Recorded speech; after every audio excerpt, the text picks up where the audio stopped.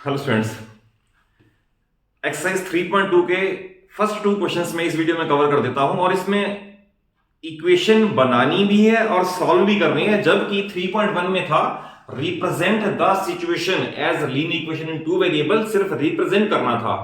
इस एक्सरसाइज में बहुत ही सिंपल वर्ड प्रॉब्लम है और उन सिंपल वर्ड प्रॉब्लम को इक्वेशन में कन्वर्ट करना है एंड देन उनको सॉल्व करना है।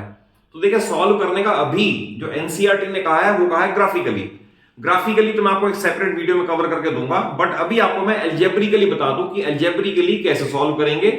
तो आउट ऑफ 3 मेथड्स मैंने आपको सेकंड मेथड जो बताया था जिसमें था सब इक्वेटिंग कोएफिशिएंट मेथड, तो हम प्रैक्टिकली कोशिश करेंगे कि सारे क्वेश्चन उसी मेथड से ही सॉल्व हों।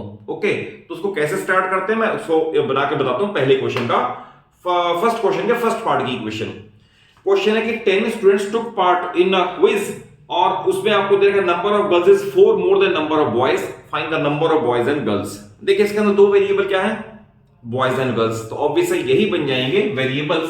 तो स्टार्ट करेंगे, let number of boys is equal to x and late number of girls is equal to y. According to question boys और गर्ल्स मिलाकर ये आपको दे रखा है 10 स्टूडेंट्स, तो इक्वेशन नंबर 1 बन गई। बॉयज एंड गर्ल्स टोटल मिला के 10 है। अब सेकंड में बड़ी इंपॉर्टेंट है, इक्वालिटी क्रिएट करनी है। सेकंड में दे रखा है नंबर ऑफ गर्ल्स इज 4 मोर, तो इधर बॉयज और इधर गर्ल्स, ये x और ये y। कंडीशन है नंबर ऑफ गर्ल्स इज 4 मोर, ये 4 मोर है, तो मैं इसे अगर 4 मोर कर दूं तो इक्वालिटी हो जाएगी। जैसे सपोज मैं ये कह रहा हूं लेट अस से 12 और ये 16, मैं ये कहूं ये साइड 4 मोर है, इससे 4 मोर, तो मैं इसे अगर 4 मोर कर दूं तो इक्वालिटी क्रिएट हो जाएगी। तो आप ये बात जरूर समझ लें, क्योंकि यहां गलती हो गई तो क्वेश्चन बेकार है सारा।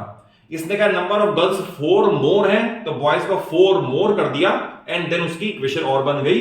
और x ये इधर ट्रांसफर होगा माइनस y, ये उधर होगा तो -4, तो ये 2 इक्वेशन बन गई। यहां तक वैसे इतना तक तो फर्स्ट एक्सरसाइज में किया था रिप्रेजेंट करना, पर अब इसको सॉल्व भी करना। तो देखिए, सॉल्व करने का आपको बताता हूं अब कि पहले आप ये देखो कि क्या x का या y का कोई एक कोएफिशिएंट इक्वल है या नहीं। तो अगर इक्वल है तो हमें फिर कोई और फर्दर कार्यवाही नहीं करनी, फर्दर कोई स्टेप नहीं लेना, डायरेक्ट हो जाएगा। जैसे इस केस में x का कोएफिशिएंट 1, x का 1, y का भी 1, y का भी 1, इररिस्पेक्टिव ऑफ साइन, दोनों में कोएफिशिएंट सेम आ रहे हैं। तो ऐसे वाले क्वेश्चन को कैसे सॉल्व करेंगे मैं यहां लिख देता हूं। तो x plus y is equal to 10 first equation and x minus y is equal to -4। Clear? पहला स्टेप सिर्फ ये देखना है कि क्या किसी का कोएफिशिएंट सेम है या नहीं। अब हमने देख लिया सेम है, फिर चेक करें कि जिनका सेम है, लेट अस से हमने y को देखा, y में दोनों का कोएफिशिएंट 1 है, तो चेक करें क्या उनका साइन अपोजिट है या सेम है। हमने देखा प्लस और माइनस अपोजिट है, तो याद रखना अगर अपोजिट है तो ऐड और अगर सेम है तो सब्ट्रैक्ट। इस तरह सारे क्वेश्चन हो जाएंगे। इस केस में अपोजिट है प्लस और माइनस, तो इसे हम ऐड करेंगे, वी विल राइट ऐड में प्लस y और minus y, they will cancel, x plus x 2x and 10 minus 4 is equal to 6, तो therefore x is equal to 3। Reason being 2 यहां मल्टीप्लाइड है, इधर आके डिवाइड करेगा। अब x 3 आने के बाद आप इसे आइदर इन 1 और इन 2 कहीं पुट कर लो, आंसर बदल ही नहीं सकता। सपोज मैं 1 में पुट कर लूं तो x की जगह 3 प्लेस करूंगा, 3 प्लस y इज इक्वल 10 और y इज इक्वल टू 7, तो ये हमारा आंसर आ गया। बट एक और बता दूं आपको, बोर्ड में अगर फुल मार्क्स लेने हैं तो कभी भी आंसर x और y में मत छोड़ के आया करो। रीजन बीइंग x और y हमारी assumptions हैं, लास्ट पे आंसर लैंग्वेज में ही छोड़ना चाहिए। Therefore number of boys is equal to 3, number of girls is equal to 7, language में छोड़ो और उसे फिर हाईलाइट कर दो, then you will score the full marks. तो ये क्वेश्चन नंबर 1 का पार्ट नंबर 1 का सॉल्यूशन है। क्वेश्चन नंबर 2 देखिए, इसमें है 5 pens and 7 pens cost together rupees this much. तो ऑब्वियस है इनकी पर यूनिट कॉस्ट, जैसे कि मैंने फर्स्ट एक्सरसाइज में बताया था, पर unit cost will become the variable. और इसमें पेंसिल और पेन, तो we will start let cost of 1 pencil is equal to rupees x and let cost of 1 pen is equal to rupees y. तो पर यूनिट कॉस्ट हमने मान ली pencil और पेन की। कंडीशन आपको दे रखी है cost of 5 pencil 7 pens, 5 pencils 5x, 7 pens 7y, और इनकी कंबाइंड कॉस्ट देखिए रुपीज 50। तो आप ये देखिए कंबाइंड कॉस्ट यानी प्लस का साइन, एक पेंसिल की कॉस्ट x रुपीज और 5 पेंसिल्स है 5x rupees, similarly 7y rupees, इतना आ गया।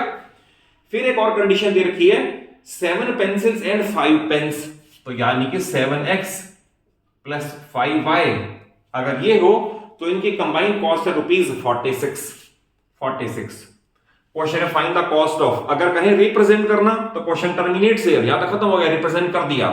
बट अभी सेकंड एक्सरसाइज है, इसमें कहा है कि आपको एक पेन और एक पेंसिल की कॉस्ट भी बतानी है।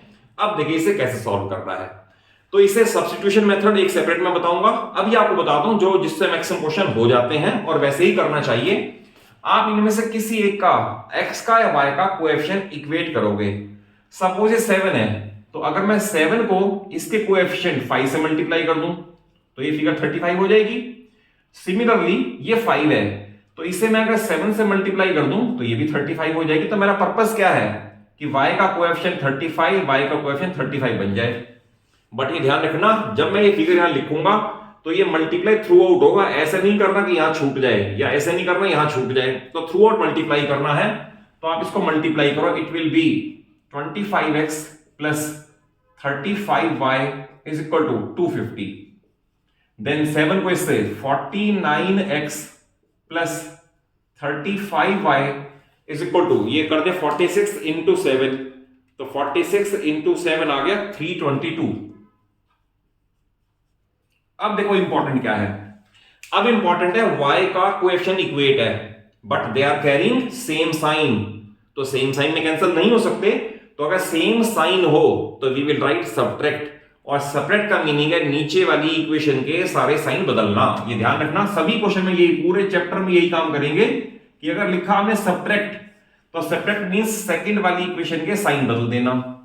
अब इसमें ये भी ध्यान रखना कि अब नए साइन ही मीनिंगफुल है, पुराने साइन मीनिंगलेस हैं, यानी प्लस को माइनस में चेंज कर दिया, माइनस को प्लस में चेंज कर दिया, तो 35y प्लस और 35y माइनस ये कैंसिल हो गया। माइनस का तो है 49 और प्लस का है 24, तो माइनस का बड़ा है तो माइनस का होगा 24x इज इक्वल टू।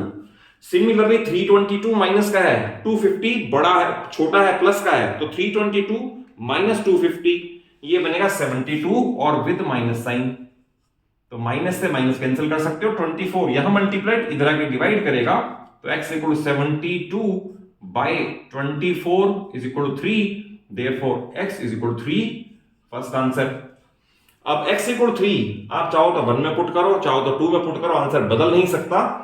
अगर x इक्वल टू 3 सपोज 1 में पुट करें तो I will write put in equation number 1, तो x3 यहां पुट करोगे तो ये बन जाएगा 15 plus 7y is equal to 50, then 7y इधर रहेगा और ये 15 इधर प्लस है, उधर जाके माइनस होगा, इट विल बिकम 35। 7 यहां मल्टीप्लाइड है, इधर आके डिवाइड होगा, तो y इज इक्वल टू 5।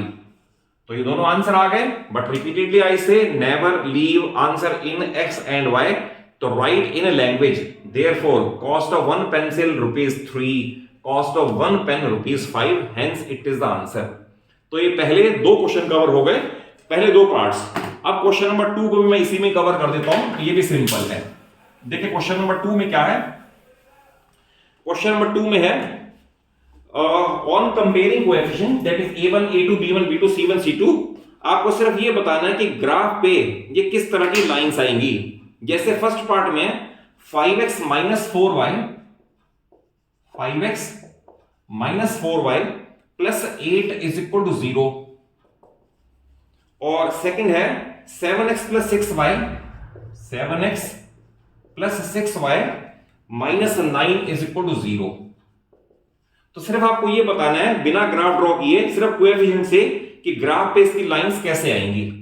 तो देखिए इसके अंदर याद रखना, इसका कोएफिशिएंट a1 माना जाएगा, ये b1 माना जाएगा, ये c1, ये a2, ये b2 और c2 विद साइन, ध्यान रखना। और कभी भी ये काम नहीं करना कि एक इक्वेशन में तो कोई इंडिपेंडेंट टर्म इधर पड़ी है, एक में इधर पड़ी है, ये नहीं करना। या तो दोनों इधर हो या दोनों इधर हो, तभी कंपेयर कर पाओगे। जैसे इस क्वेश्चन में दोनों इधर है, नो प्रॉब्लम, आप दोनों को उधर ले जाओ, नो प्रॉब्लम। बट ये नहीं करना कि एक इधर, तो क्वेश्चन सारा गलत हो जाएगा। तो हमने कोएफिशिएंट कंपेयर करने हैं। We find a1 upon a2, it is 5 upon 7. Then we find b1 upon b2, ध्यान रखना x और y कभी नहीं लिखने, -4 upon 6, that is -2/3। तो पहले पेयर पे ही पता चल जाएगा कि यूनिक सोल्यूशन है या आगे चलने की नीड है। तो we will write because 5 upon 7 is not equal to -2/3, that is ये दोनों वैल्यू सेम नहीं आई, therefore it implies that a1 upon a2 not equal to b1 upon b2, equal नहीं आया।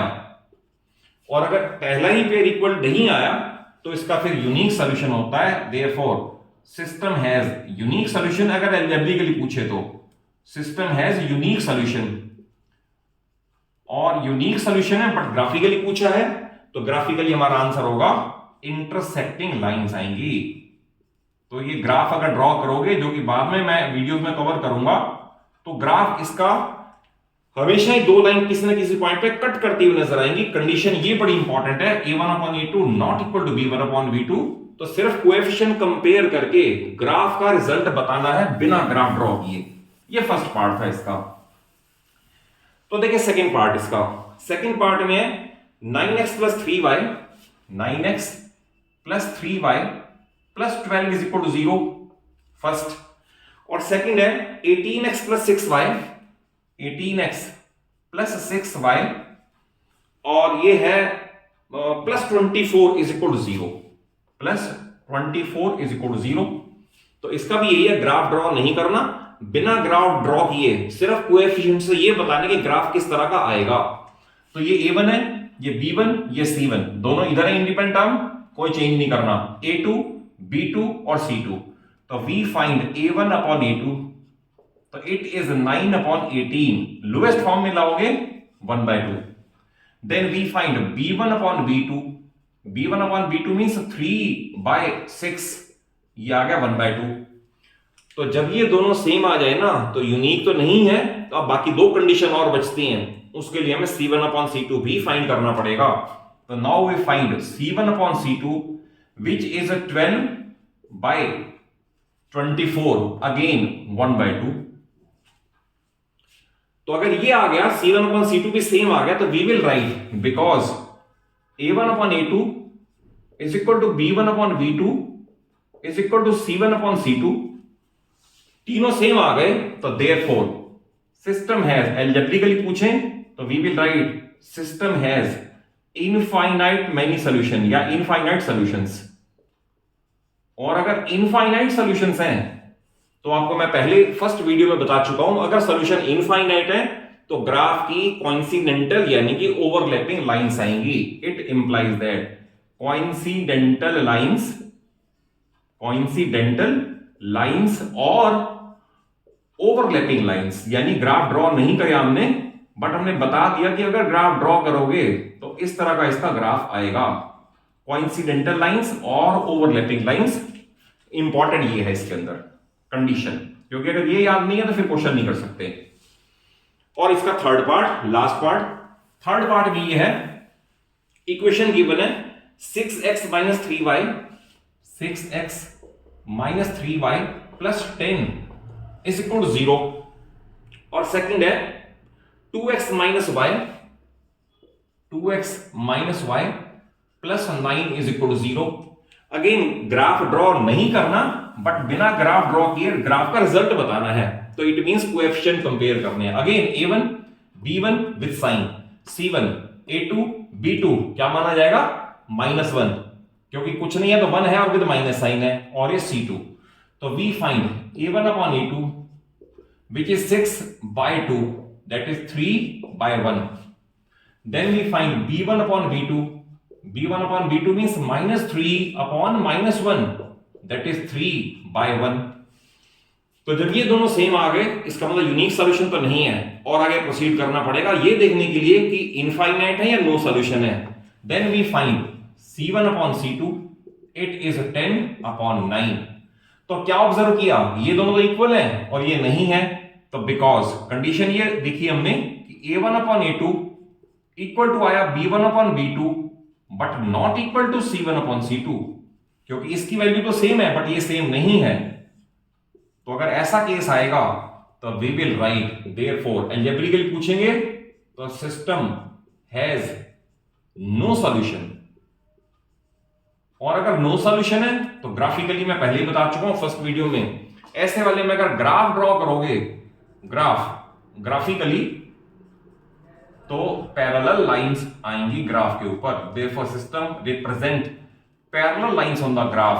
तो बिना ग्राफ ड्रॉ किए इन तीनों क्वेश्चन में ये बता दिया कि अगर ग्राफ ड्रॉ नहीं भी किया तो ग्राफ का फेट कैसा होगा, यानी पैरेलल वाला होगा, ओवरलैपिंग वाला होगा या इंटरसेक्टिंग वाला होगा। तो फर्स्ट वीडियो में इसके दो मैंने क्वेश्चन कवर करवा दिए, सबसीक्वेंट में इसके थर्ड एंड फोर्थ क्वेश्चन भी कवर हो जाएंगे। और अगर कॉन्सेप्ट वाइज अच्छे से समझ आया हो तो जरूर इसे एक बड़ा सा लाइक दो, अपने सभी फ्रेंड्स को शेयर कर लो और चैनल सलूजा क्लासेस को जरूर सब्सक्राइब कर लो, सो दैट आपको सारा सिलेबस इजीली स्मूथली अवेलेबल हो जाए और कॉन्सेप्ट वाइज चीजें सारी, थिंग्स सारी क्लियर हो जाए आपको। Thank you for watching the video.